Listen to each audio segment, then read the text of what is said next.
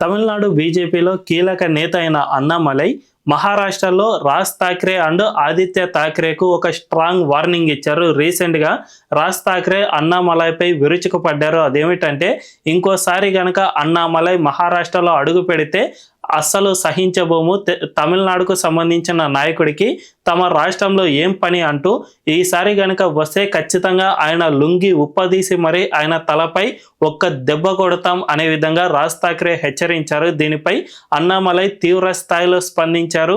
నేను ఖచ్చితంగా మహారాష్ట్రకు మరోసారి వస్తాను, అప్పుడు చూసుకుందాం, మీరు నన్ను ఏం చేయగలరో నేను చూస్తాను.